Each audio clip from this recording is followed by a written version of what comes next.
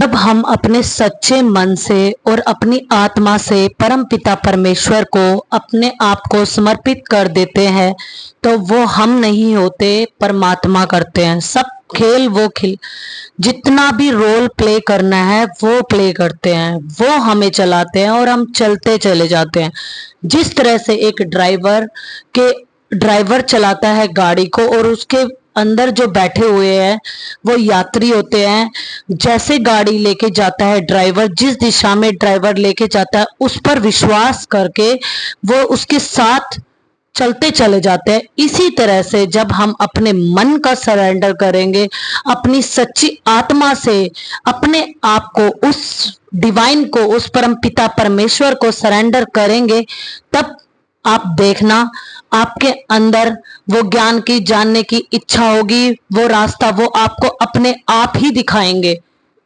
ये मैं एक्सपीरियंस के साथ बता रही हूँ, ये सबका एक्सपीरियंस है जिसने आध्यात्मिक जर्नी को एक्सपीरियंस किया।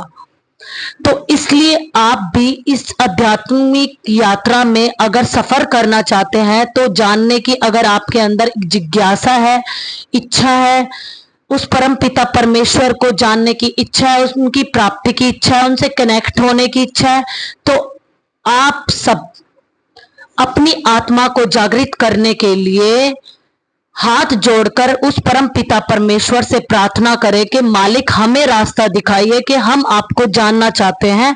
तब वो आपको रास्ता जरूर दिखाएंगे। आप उनसे अफर्मेशन कीजिए, जिसको भी जानने की इच्छा है आप उनको प्रे करिए, क्योंकि देने वाला भी वही है, लेने वाला भी वही है, चलाने वाला भी वही है। जब वो चलाता है तो जब हमें परम पिता परमेश्वर की प्राप्ति हो गई तो हमें संसार में कुछ भी नहीं बचा जिसको हम प्राप्त कर ले।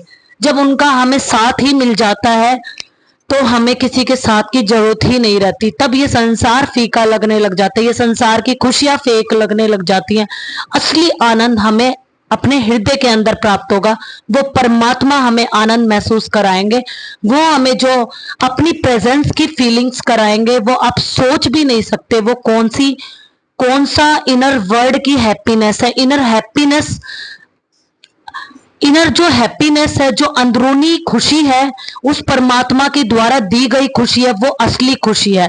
उसको आप प्राप्त करने के लिए आध्यात्मिक रास्ते पे जाने की कोशिश करिए। आप सभी से प्रार्थना करती हूं कि आप जपे औरों को जपावे, नानक निश्चय मुक्ति पावे। गुरु नानक देव जी यही समझाते हुए बोलते हैं कि खुद को तो जपना, दूसरों को भी